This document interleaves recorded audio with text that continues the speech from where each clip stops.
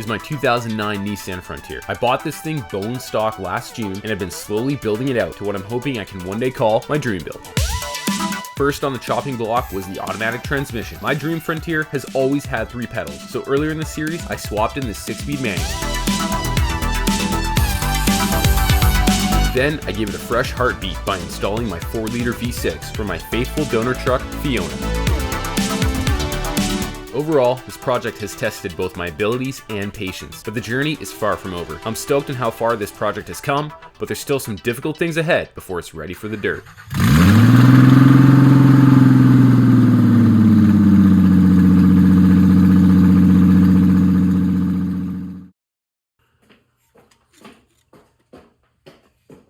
Hiding the lighter. What are you doing? Oh, really? I am taking a measurement.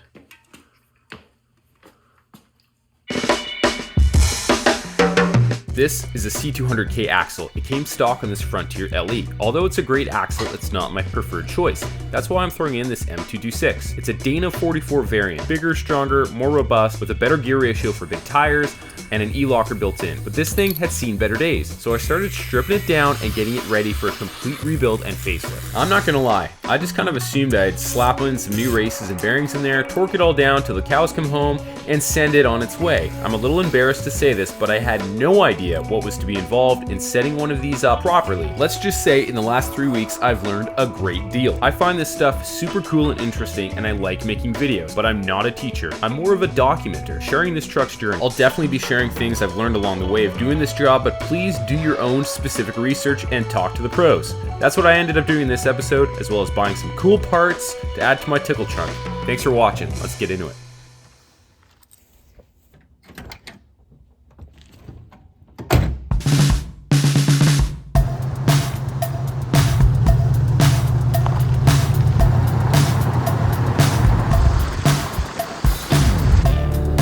Alright, we are on our way to Mission, British Columbia, which is about 15-20 minutes from my house. We're gonna go check out Enrico's Differential Solutions. I found out about this guy a little bit ago now, and I just thought to myself, hey, if you've got a shop that specializes in axle and differential rebuilds literally in your backyard, and you've never done one before and you're about to attempt to do one, hey, why not go check this shop out, pick this guy's brain a little bit, see if he's got any words of wisdom, tricks of the trade.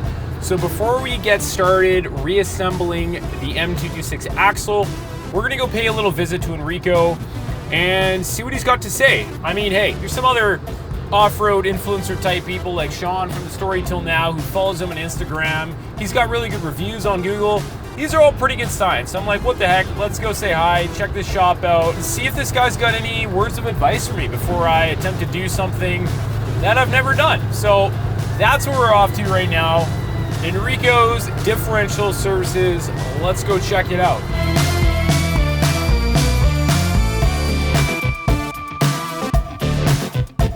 Right off the hop, it was clear this place was no joke. No showroom or flashy front office, just 100% authentic, old school feeling, niche, pro shop focusing on everything differential and axle related. It's the perfect spot to stop in and learn about what the heck is going on inside your axle. Turns out Enrico's lived up to the hype on the internet. He's a cool guy, and he explained to me some key concepts to focus on in order to successfully rebuild this axle, like pinion depth, bearing preload, and backlash. But each manufacturer and model have different specs, so I had to do some research to figure out what exactly Nissan was looking for. One of the things Enrico sold me was a better crush sleeve. The thin one on the left is from Yukon and the right one is from General Motors. But more on crush sleeves later. For starters, we gotta get these races in. And in order to do that, I ordered in a bearing race driver kit from Amazon.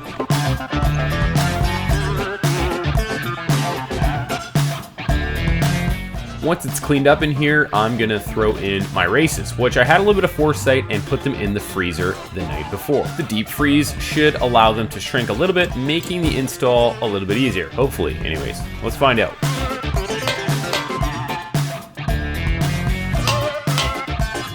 To avoid issues down the road, you really want to make sure that these races are seated properly.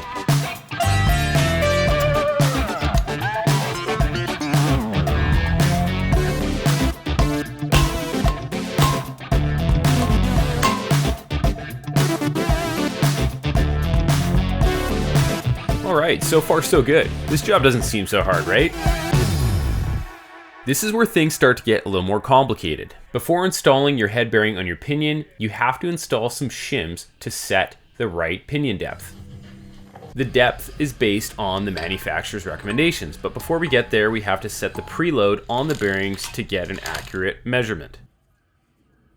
They call this drag. Nissan is looking for about 15 to 33 inch-pounds or 1.6 to 3.75 newton meters of drag. In order to get an accurate reading, I bought this specific type of torque wrench with a dial so I can see how much torque I'm applying while I spin the nut or bolt.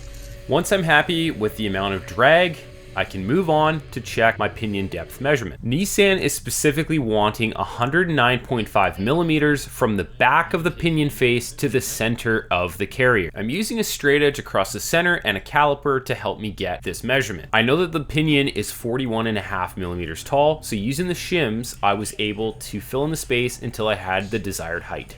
Once I had the depth correct, I can move on to drop in the carrier. Once the carrier is in, on either side you have preload and backlash adjustment rings. I'm just going to bring the rings to contact with the carrier before I slap on the bearing caps.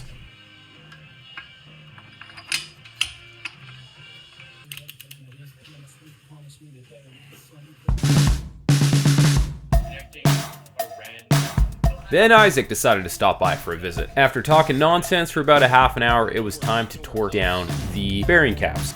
Once that's done, you gotta check your drag again, because it's gonna change. Between 22 and 46 with the carrier and pinion. So we're at 30 inch-pounds right now, which is right where we wanna be. I mean, I don't know if it's right where we wanna be, but we're within tolerance. So, I think we're ready to apply some paint. Hold on, I need a scarf. So when you do your painting application, you just want to let the art and the paint flow through you. You see, just a short little dabble, not too much, just the right amount, And then we just do a little dabble with the brush, you see, just a little dabble. Actually, I need more. Oh, yes. Beautiful. It's a beautiful texture, isn't it? Okay. So slightly. Not too much, not too little, just the right amount.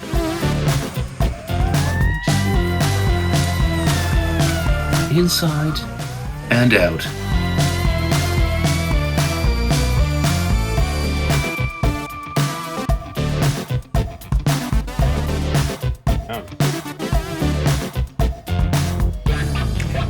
Before the moment of truth and checking my pattern, I'm going to take this opportunity to check my backlash. Your backlash is needed because it's a small gap between your gears, which allows for heat expansion and dissipation and proper lubrication. We're looking for about 3/1000ths of an inch.